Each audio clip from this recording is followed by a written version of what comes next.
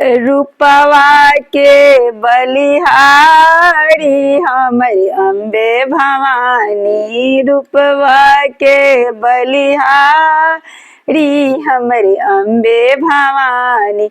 आवत बसंत पंचमी मैया सरस्वती के रूप धैली, आवत बसंत पंचमी मैया सरस्वती के रूप धैली, बाटेली बुधिया ज्ञान हमर सरस्वती मैया, बाटेली बुधिया ज्ञान हमर सरस्वती मैया। रूपवा के बलिहारी हमर दुर्गा भवानी, रूपवा के बलिहारी हमर दुर्गा भवानी।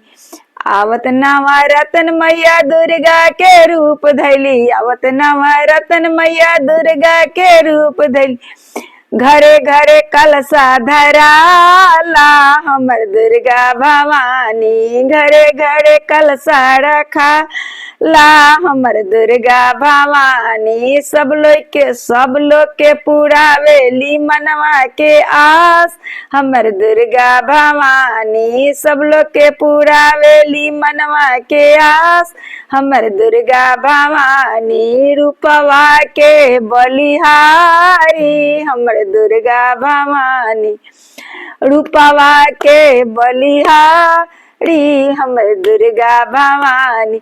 आवत दीपावली मैया लक्ष्मी के रूप धैली, आवत दीपावली मैया लक्ष्मी के रूप धैली, सब कोई के भरेली भनेडार हमारी अम्बे भवानी, सब लोग के भरेली भनेडार हमारे अम्बे भवानी। रूपवा के बलिहारी हमारे अम्बे भवानी। हमार वीडियो ऊपर में मत फेंकम लोग।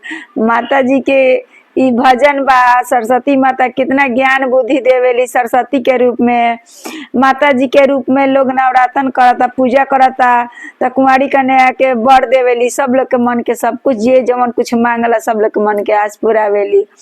फिर वो लक्ष्मी के रूप धरेली कुआर में, तो सब लोग के भंडार भरेली अपार। तर वो लोग हमरो तनी मन के आस पुराई के हमर वीडियो को ऊपर मत फेंकम, पूरा वीडियो देखम। धन्यवाद, वीडियो देखे खातिर पूरा धन्यवाद। अगर अच्छा भी लगी तो लाइक सब्सक्राइब कमेंट कर दें।